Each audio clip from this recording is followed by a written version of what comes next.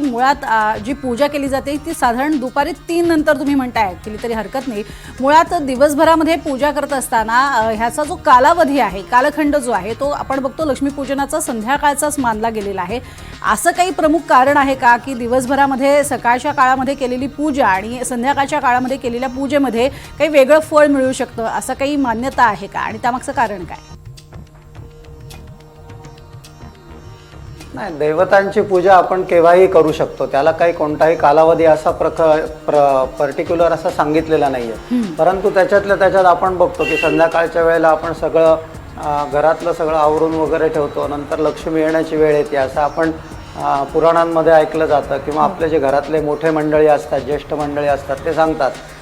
त्याप्रमाणे म्हणून सर्वसाधारणपणे हा कालावधी सांगितलेला आहे, तो प्रदोष काळ सांगितलेला आहे की सूर्यास्त नंतर आणि साधारण तो जो संधिकाल आहे त्या काळामध्ये हे करावं असं त्याला महत्त्व आहे। आणि लक्ष्मीपूजनामध्ये आता जे धारणे गुरुजींनी पण त्याचा उल्लेख केला की त्याच्यामध्ये गणेश पूजन करावं की सगळे आपल्या घरातले निर्विघ्नपणे जे काही असतील विघ्न असतील ते सगळं ते गणपतीने ते दूर करावं। त्याचप्रमाणे धन, कुबेर आणि लक्ष्मी या सर्वांचं पूजन त्या ठिकाणी केलं जातं।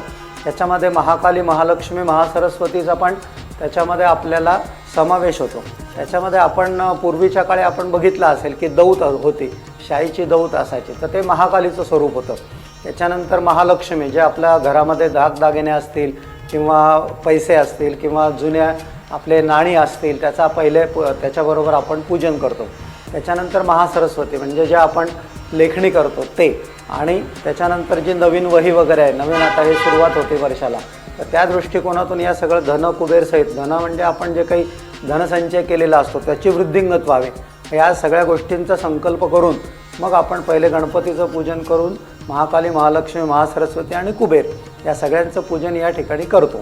आणि त्याच्यामध्ये या ठिकाणी विशेष उल्लेख करतो की आपण साळीच्या लाह्या वापरतो किंवा धान्य म्हणून वापरतो। तर धान्यामध्ये त्या दिवशी जे आपण लाह्या, बत्तासे आणि गूळ आणि धने हे वापरलं जातं। गूळ म्हणजे गोडवा आपल्या कुटुंबामध्ये यावा आणि धने म्हणजे धनाची वृद्धी करणारे हे लक्ष्मीचं धान्य आहे, म्हणून या गोष्टीचं या पूजेमध्ये वापरण्याचं विशेष हे महत्त्व या ठिकाणी सांगितलेलं आहे।